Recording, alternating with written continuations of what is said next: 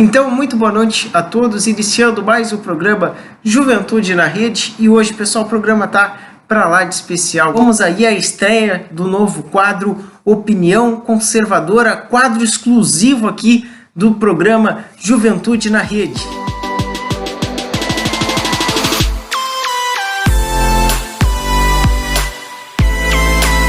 A gente está aqui na estreia do quadro Opinião Conservadora, hoje com conservadores aí muito especiais, o Sérgio Alves, o Gabriel Neubert aqui de Capão da Canoa, né? Sérgio, você mora em qual cidade mesmo? Esteio. Esteio, você é de Esteio. O Gabriel Neubert é daqui mesmo, né, Gabriel?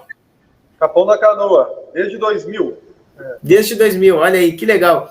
Então, e é um quadro, esse quadro, quem está assistindo aí na TV, destinado, né, exclusivamente para quê? Para que as pessoas de direita, entendeu? Tenham opinião, né? E a gente vai estar conversando aí sobre o voto impresso, a gente vai estar conversando aí sobre os temas que agora estão em alta, né? E principalmente desmentindo algumas fake news que são disseminadas aí com muita força, né? Eu mesmo vi recentemente uma que a intenção do voto impresso é que haja mais fraudes, né? Que eu, pessoalmente, acredito que isso é incabível, né? Quando a gente tem um sistema que é totalmente eletrônico, onde é centralizado quem faz a contagem de votos, né? E qualquer sistema pode ser hackeado. A gente já teve, inclusive, a própria NASA já teve o site, não é? Invadido por hackers. Mas o sistema, o TSE, tenta fazer com que a gente acredite de que os hackers podem invadir até o site da NASA, mas não as urnas eletrônicas, o que faz a gente um tanto ficar com uma pulga atrás da orelha, né? Suspeitar o porquê que eles não... Porquê da intenção deles de não deixar com que isso aconteça, não é? Bom, boa noite aí, telespectadores. Emanuel, é sempre um prazer estar aqui no programa, colocando a opinião conservadora, ao menos com o mínimo de contraponto, né, do que a grande mídia tem, enfim, distribuído tanto aí ao longo de diversas emissoras de TV e canais, enfim. E parabéns pela iniciativa, conta sempre comigo aí, estou muito feliz. E é exatamente isso. O que nós queremos com o voto impresso, e esse assunto, ele é o assunto do momento agora, nós queremos mais transparência, tá? Hoje nós vamos debater aqui, e o telespectador vai poder acompanhar, o quanto existem evidências de que a gente não pode confiar nas urnas eletrônicas e no processo eleitoral como ele se dá hoje, na verdade, como ele se dá desde sempre, né, com uma apuração secreta dos votos dentro de uma sala fechada, com poucas pessoas acompanhando a apuração, especialmente a apuração presidencial, que é a mais importante do nosso país. E nós queremos aqui colocar em questionamento e colocar as informações de fato como elas são, e não com um tendencialismo esquerdista que a grande mídia tem feito. Pois é. O voto impresso, ele hoje, ele é uma coisa necessária, não tem como a gente fugir mais dessa necessidade. Por quê? Porque a lisura das eleições realmente se descobriu até que, enfim, que estão em xeque. Se numa hipótese nós não tivermos o voto impresso para as eleições do ano que vem, as eleições vão estar em xeque. Nós vamos colocar as eleições em xeque, queiram ou não queiram. No mínimo, metade da população vai colocar as eleições em xeque. E isto é ser democrático, isso é democracia. Eleições inseguras, isso reflete uma democracia pura, uma democracia verdadeira, uma democracia que a gente almeja, porque, na verdade, nós ainda estamos engatinhando para uma democracia idônea, para uma democracia que não seja de interesses de castas dominadoras que nos governam e nos ditam as regras, todas as regras, há mais de 30, quem sabe 40 anos, né? Esta oligarquia brasileira, que criou, inclusive, um arcabouço de legislação, toda a legislação que nós temos hoje, da Constituição até um simples uma simples lei municipal, né?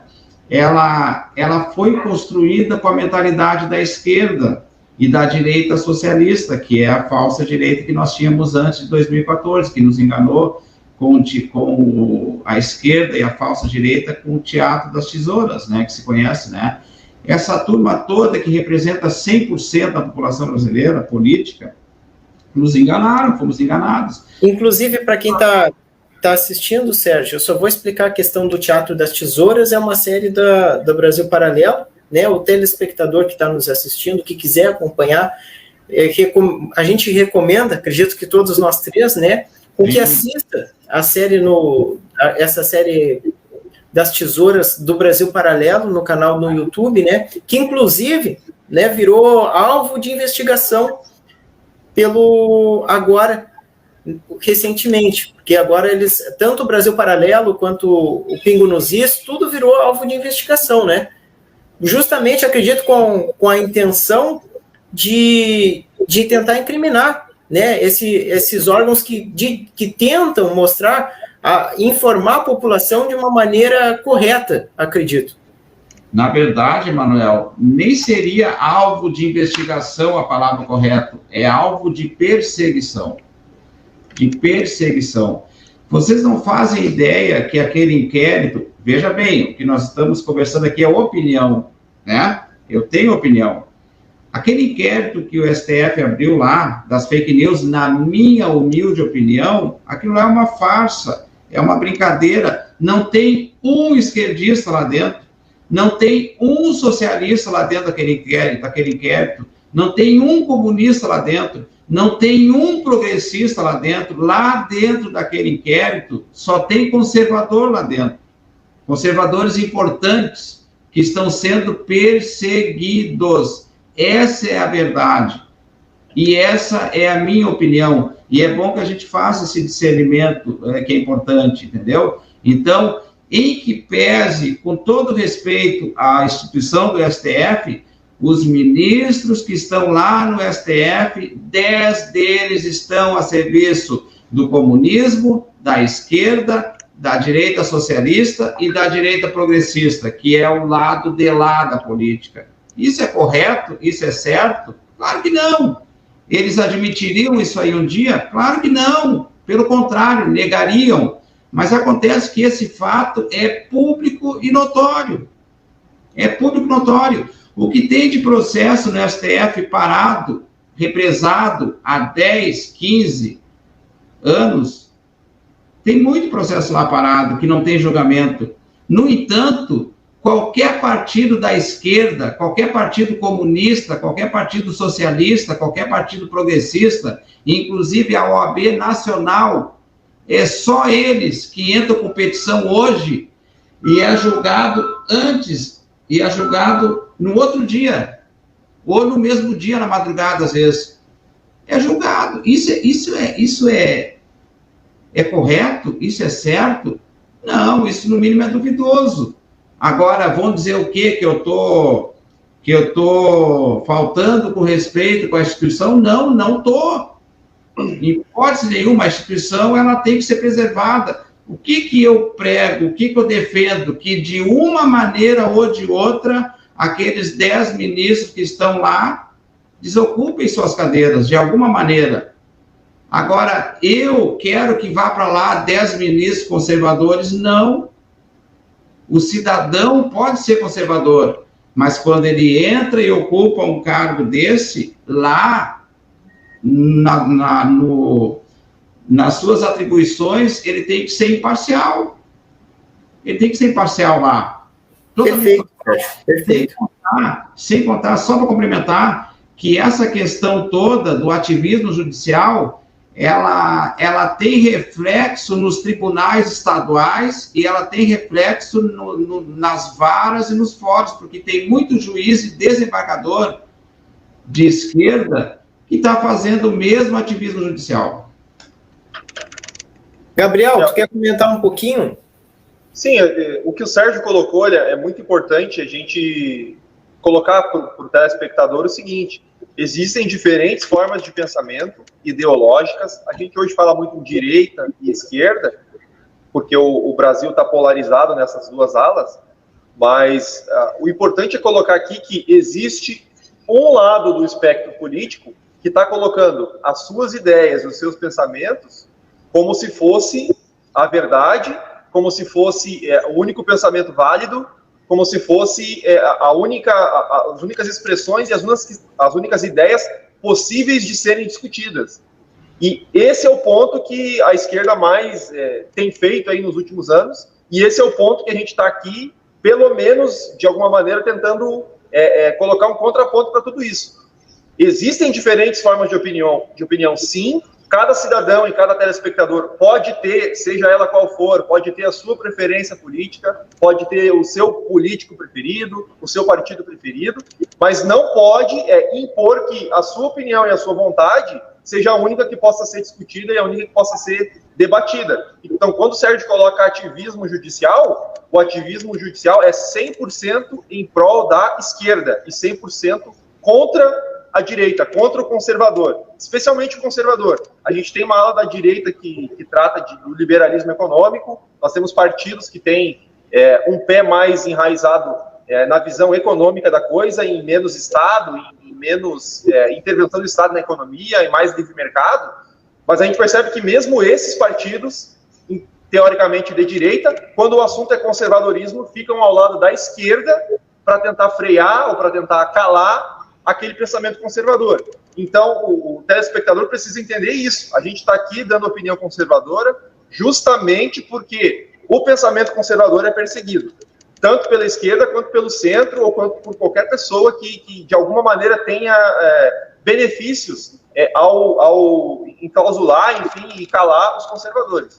Então, é muito importante que a gente coloque isso, né? O programa está aqui não como um contraponto no sentido de que, não, é o conservadorismo que tem que reinar. Não é isso. A gente quer que as diferentes opiniões e as diferentes alas do espectro político possam sim dialogar e possam sim colocar suas ideias temos ponto e contraponto para que o Brasil continue crescendo e se desenvolvendo. Perfeito, perfeito. E a gente vê, bem isso daí o que vocês falaram, né? O que o Sérgio falou, não é que a direita quer o fim do STF, que é o que a esquerda normalmente propaga, divulga, né? Que a gente quer o quê? O fim, que a gente quer o fim do STF, que a gente quer acabar com o STF, não é isso que a gente tá falando. A gente não quer o fim do STF, a gente quer que eles sejam, sim, imparciais. Que o STF não seja um partido de esquerda, né? Ou um partido de centro-esquerda, porque isso é minha opinião, né? Eu acredito que a gente já está debaixo de quase que uma ditadura, porém, essa ditadura não veio do presidente Bolsonaro, e sim do judiciário, né? Quando a gente vê cidadão de bem sendo preso por querer trabalhar, quando a gente vê bandidos sendo soltos, né, por aí, justamente, por ordem, né, advindos por ordem do STF, a gente questiona, entendeu? Essa tal de imparcialidade. Inclusive, um acusado, né, com provas, o próprio Lula sendo solto, e o telespectador que está nos ouvindo não entende o que acontece, como é que ele, que foi condenado, né, sendo condenado, soltaram ele, agora está até elegível. E o mesmo STF agora quer tornar o presidente Bolsonaro inelegível, né? E eu queria saber, Sérgio, como você também é advogado, qual é a sua opinião a respeito disso? Estamos em guerra, Emanuel. Estamos em guerra, Gabriel. E cada dia nós temos que enfrentar uma batalha diferente. Cada dia. Tanto o governo, quanto nós que apoiamos esse governo que está aí. E quanto mais soldado vier para o nosso lado nessa guerra, mais chance nós vamos ter de ganhar, no sentido de demonstrar apoio ao presidente. Porque essa guerra ela é cruel. Ela não é uma guerra só do nosso país. O cerco se fechou de uma maneira, mas tão rapidamente, mas em compensação nós aprendemos tanta coisa também tão rapidamente, conseguimos entender tanta coisa, que eu acho que se hoje a esquerda voltasse para o poder, digamos, no ano que vem, nós não íamos assistir passivamente, sabe, a esquerda no poder, porque não ia dar certo. Não ia funcionar. Porque os caras iam vir para cá com mão de ferro, entendeu? Eles iriam vir com mão de ferro para essa perseguição que nós falamos antes, aí iria vir do executivo de todos os estados e municípios, ia ser tipo pandemia, sabe? Ia ser uma coisa assim. Então, essa divisão que o Gabriel se referiu antes, que existe, realmente ela existe. São dois lados hoje, né? De um lado, nós temos os comunistas, os esquerdistas, os socialistas e os progressistas. Do outro lado, nós temos os conservadores, os liberais na economia e temos os republicanos. Então, são essas duas alas. E a população, cada vez mais, ela está aprendendo as regras do jogo e está aprendendo a se posicionar para ela poder escolher os seus candidatos. Porque lá em 2018, se nós tivéssemos escolhido um pouco melhor tivéssemos essa capacidade de escolher um pouco melhor o nosso deputado federal, o nosso senador, o Bolsonaro não ia estar passando por tudo que ele está passando e ter que estar negociando com essa gente como ele está negociando. Ele está tendo que negociar. Não tem outra maneira. É do jogo, é da Constituição, não tem, claro, a negociação idônea, né? É o que ele está fazendo, né? Mas está tendo que negociar. Então, não tem outro jeito. Agora, de 2018 para cá, nós já aprendemos muito. Por exemplo, aprendemos que não basta o candidato dizer para nós que ele é conservador, como aconteceu com o Dória, como aconteceu com o governador do Rio de Janeiro, como aconteceu com o governador de Santa Catarina, como aconteceu com vários deputados federais e senadores que traíram o presidente, usaram o nome dele só para se eleger, traíram ele. E vale lembrar, Sérgio, que inclusive o Dória, como você citou, ele em entrevista, ele mesmo disse que nunca usou do presidente Bolsonaro para se eleger, né? Só que eu acho que ele se esqueceu que hoje existe internet, que há vídeos, inclusive dele com a camiseta, vídeos, fotos, né? Com a camiseta escrito Bolsodória, né? Ele falando do Bolsonaro, o povo junto com o Bolsonaro e com ele, mas ele é aquela cara de pau, entendeu? Como aqui é um espaço para a gente dar opinião, entendeu? É aquela cara de pau de mentir como se a população não tivesse acesso à internet, como se essas imagens não existissem, né? É que é a narrativa do lado de lá, entendeu? O lado de lá tem essa narrativa, que é amoldar a situação, seja ela qual for.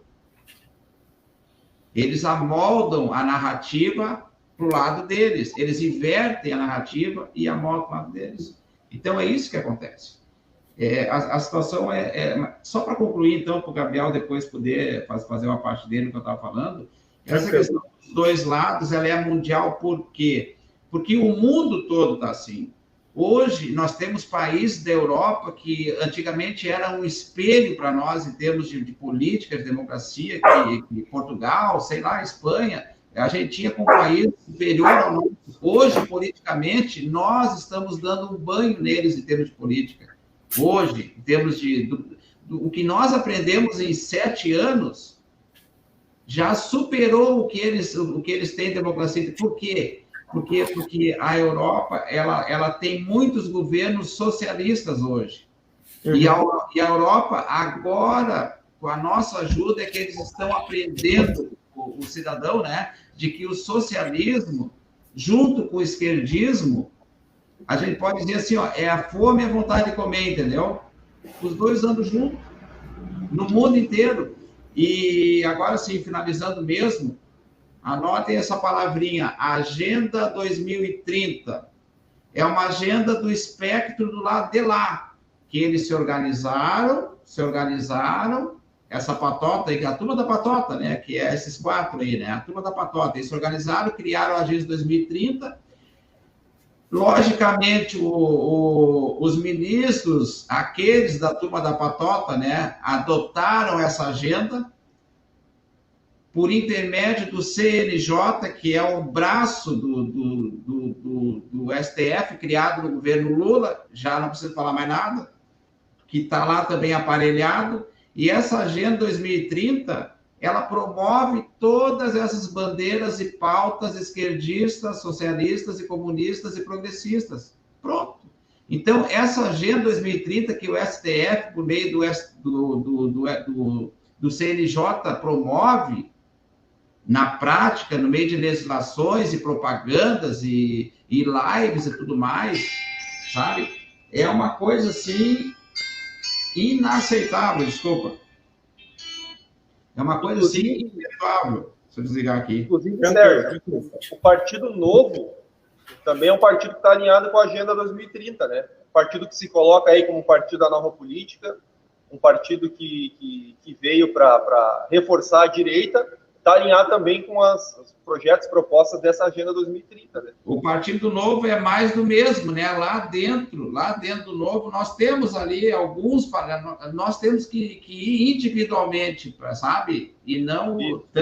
Lá dentro tem gente boa lá, gente com pensamento conservador liberal, mas lá dentro, assim como no PMDB, no PSDB, no PP, sabe? Tu tem... Eu costumo dizer assim, ó, o Centrão brasileiro, lá no Congresso Nacional, eu classifico assim, ó, tem a banda boa e a banda podre, entendeu? Então, sempre que tu ouvir falar que o Bolsonaro está negociando com o Centrão, tu pode ter certeza, ele está negociando com a banda boa, com a banda ingênua, aquela banda que fica meio em cima do muro, porque se não se incomoda com o padrinho, com o cacique do partido, mas qualquer coisa ele vota contigo, sabe? Ele está meio indeciso. Porque não pensa tu que todos os deputados que estão lá são preparados, não. Tem muita gente despreparada lá. Tem muita gente que é suplente, que às vezes o deputado sai, o suplente assume, é mais despreparado do que nós três juntos, sabe? E estão lá. Foram eleitos por quê? Porque fazem parte da oligarquia, de uma maneira ou de outra, né? E chegam no poder, porque pelo sistema antigo, porque a maioria do povo, nós votávamos assim.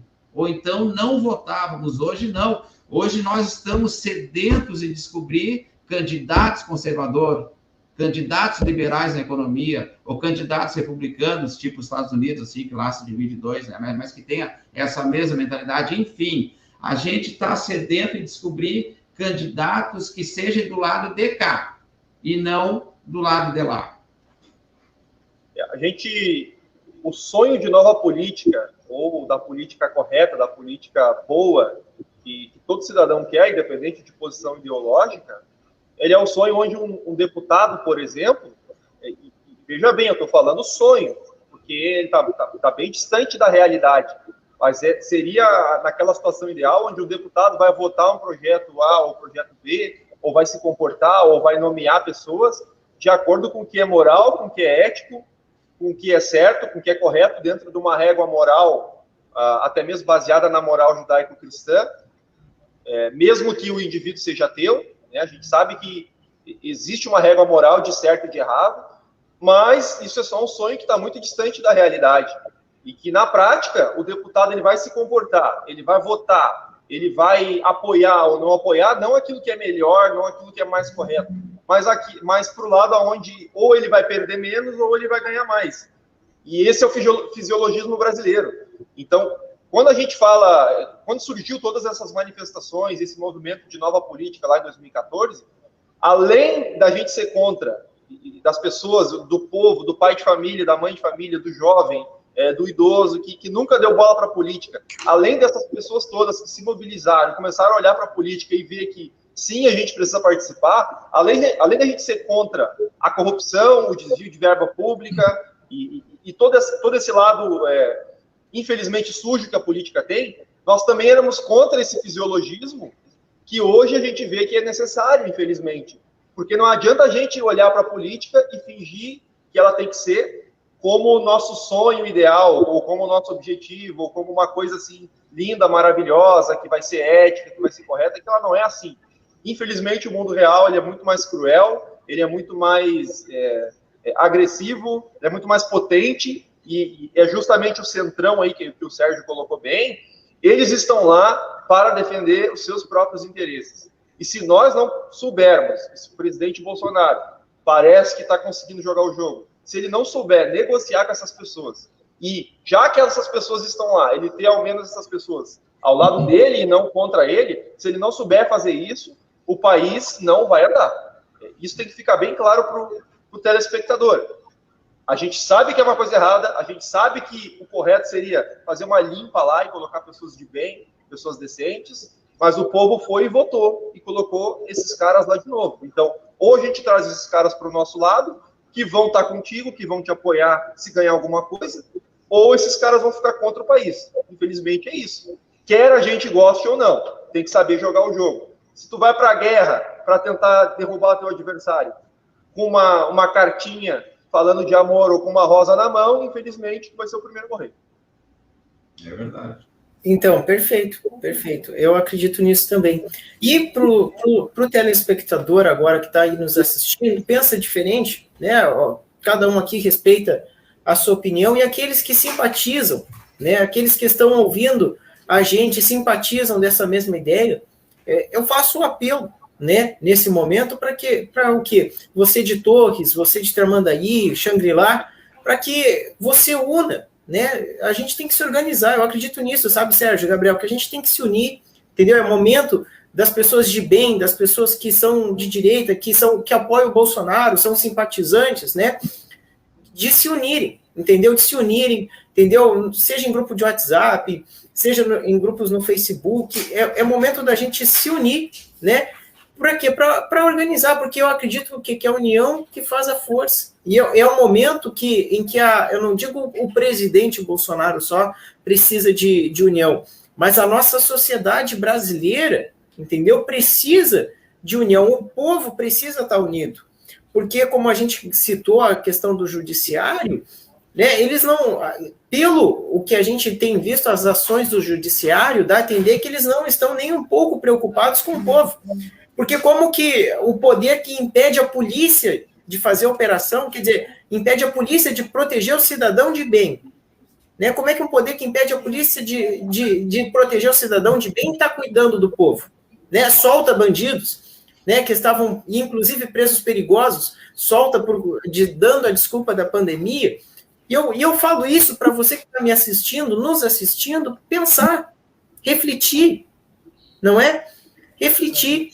E para quem é de direita, é simpatizante, para o quê? Para que a gente faça um trabalho juntos, entendeu? De se unir, entendeu? Porque, e com paciência, né, Gabriel? Às vezes eu vejo assim que o pessoal de direita, ele é muito dividido, entendeu? Ele se divide muito, qualquer coisinha, como o Sérgio falou, a gente tem que saber lidar com as diferenças, tem que saber jogar o jogo, digamos assim. Não estamos falando aqui em momento nenhum em se deixar levar por corrupção ou qualquer coisa do tipo.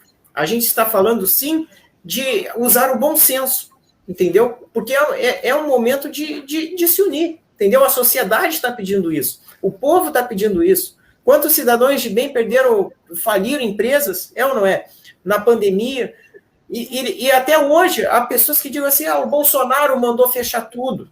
Quem sabe até você que está assistindo aí pela TV pensa desse modo, que foi o presidente que mandou fechar, né? Eu não estou aqui defendendo que deveria deixar tudo aberto, tem que aglomerar mesmo, não estou defendendo nada disso. Eu estou dizendo que sim, o comércio poderia continuar funcionando com restrições, que é o que o presidente Bolsonaro falou, de funcionar com restrições. Aumentou os casos, mais restrições, mas não um lockdown total, não é?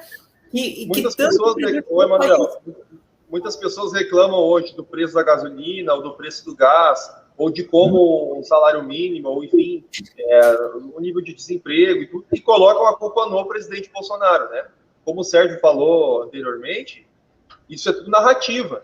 Então a gente sabe que o presidente, justamente o contrário, ele foi a pessoa que disse que a gente precisa se preocupar com as vidas, com a saúde, com a pandemia, precisamos ter precauções, precisamos agir coletivamente como um país, como comunidade, para combater esse vírus. Né? E Sérgio, Gabriel, eu quero agradecer a participação de cada um de vocês, entendeu? Aqui no quadro Opinião Conservadora, com certeza vocês vão voltar, entendeu?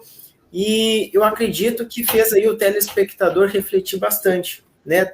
Eu agradeço a cada um de vocês pela participação. Muito obrigado. Valeu, Emanuel, obrigado, um abraço aí. Então, pessoal, estamos chegando ao final de mais um programa Juventude na Rede. Hoje, muito especial com a estreia do nosso novo quadro Opinião Conservadora. Rede, agradeço, né, a audiência de cada um de